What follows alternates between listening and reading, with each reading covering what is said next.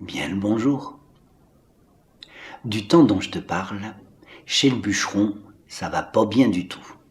Le bûcheron, c'est celui qui habite dans les bois. Le bûcheron, c'est celui dont le métier, c'est de couper les arbres pour se chauffer.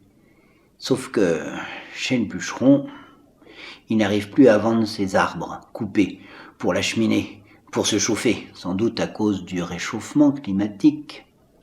Et puis en plus, sa femme est morte. Ouais.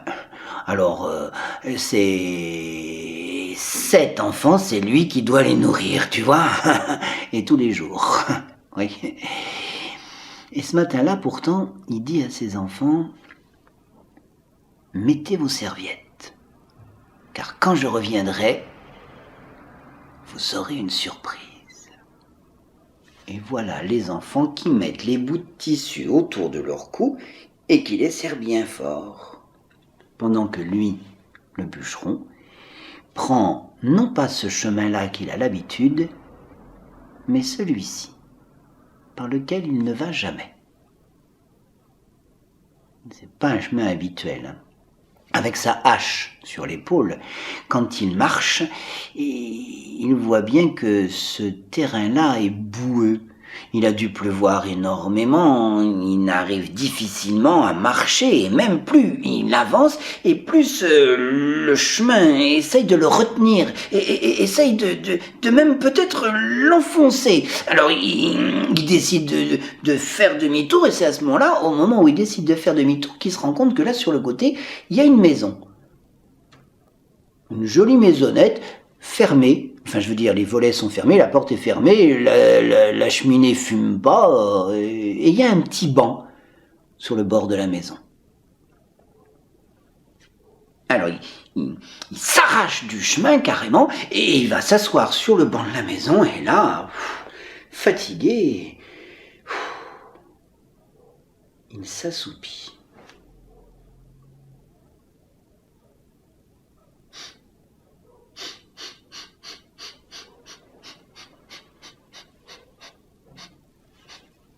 Quelque chose qui le réveille. Il ne sait pas depuis combien de temps il s'est endormi.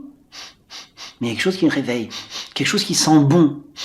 Quelque chose qui vient de la maison, qui est toute ouverte. Enfin, je veux dire, les volets sont ouverts, la porte est ouverte et ça sent bon dedans. Le bûcheron, faut y aller, qui se dit, il y a à manger. Alors le bûcheron arrive devant la porte, il frappe, même si elle est ouverte, et dedans il entend une petite voix qui lui dit « Entre, mais entre, bûcheron !» Il se baisse un peu pour rentrer dans la maison, et là il voit sur le côté de la cheminée une petite bonne femme qui est en train de tourner une espèce de gros cerf. Ben, il n'a plus la peau, tout ça, tu vois, qui est en train de rôtir dans la cheminée. Tu m'étonnes que ça sent bon. Assieds-toi, bûcheron, tu es fatigué. Je vois bien que ce que je fais t'intéresse, tu voudrais en goûter, en manger toi aussi. Oh, madame, vous êtes trop bonne, mais j'ai surtout 7 enfants à faire manger. Et je n'ai pas de quoi vous payer. Oh, c'est pas grave. Non, c'est pas grave. Si tu acceptes de te marier avec moi et moi de me marier avec toi, je t'offre ce cerf qui est en train de rôtir.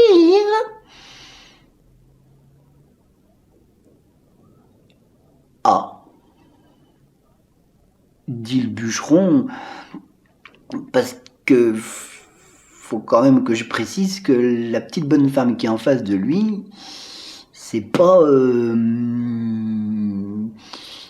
une Miss Beauté, tu vois, parce qu'elle, comment te dire, son visage, c'est comme une figue quand elle est toute fripée, tu vois, avec un nez, mais qui est un nez en fer au milieu, et puis en plus vieille, quoi, moche, un vrai laidron. Mais le bûcheron se dit que quand même il y a un cerf qui est en train de rôtir. Et il s'entend dire d'accord. aussitôt dit, aussitôt fait.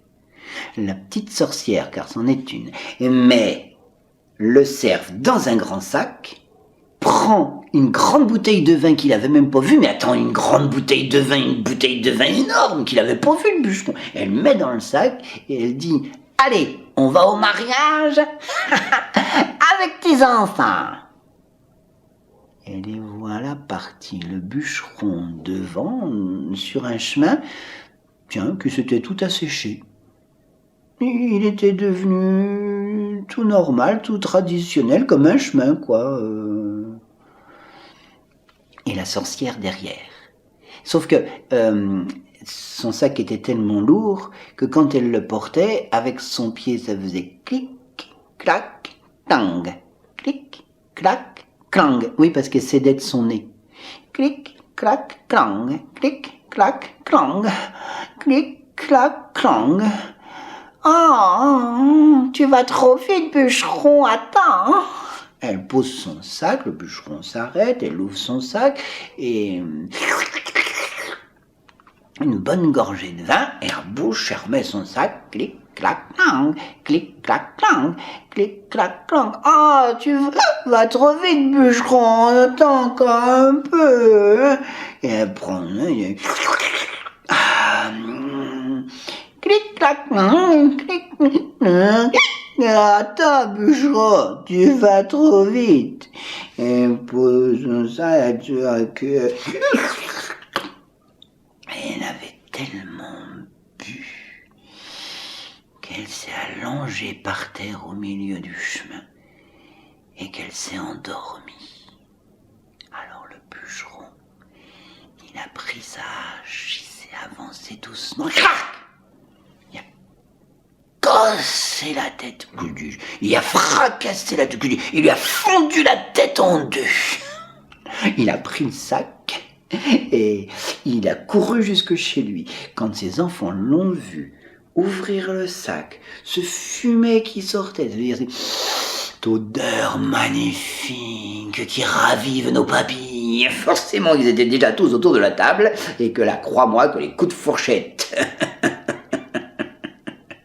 se sont succédés aux coups de fourchette jusqu'au moment où on a entendu un grand bruit. Tout le monde avait bien mangé, la bouteille de vin, seul le papa y avait touché, mais on avait quand même entendu un grand bruit, non? Comme une espèce de grondement. Et des fois, l'orage, il fait ça. Et ça, quand il y a de l'orage, il vaut mieux fermer les fenêtres. Alors, on a fermé les fenêtres, on allait fermer la porte quand on a vu arriver sur le chemin, celui-là, un espèce de gros tas, avec deux espèces de machins en bas que ça pouvait ressembler à des jambes énormes, sur un corps énorme, avec des bras gigantesques et une tête au-dessus, une tête d'ogre. Je sais pas si t'as déjà vu un ogre, mais un ogre c'est laid, c'est laid.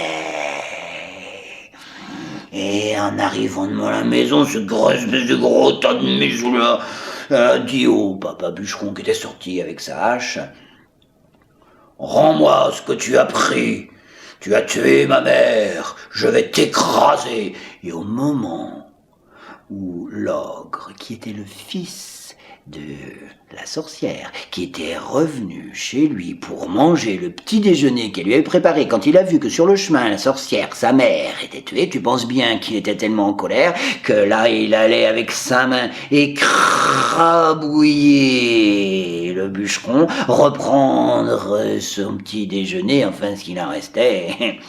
Sauf que c'est à ce moment-là que sont sortis les 7 enfants, avec leurs fourchettes et leurs couteaux bien aiguisés qu'ils étaient, et puis costauds d'avoir mangé, ils se sont attaqués s'attaquer à ce géant sans peur, et ils l'ont fourchetté, et ils l'ont cisaillé, et lui, ça lui a fait tellement mal qu'il a beau essayer de se départir de tous ces petits bonhommes-là, il n'y arrive pas, il les gratte, il les envoie par terre, et il court sur ce chemin-là, et on dit qu'il y court encore. Mon histoire, elle, cric, crac, je la mets dans mon sac.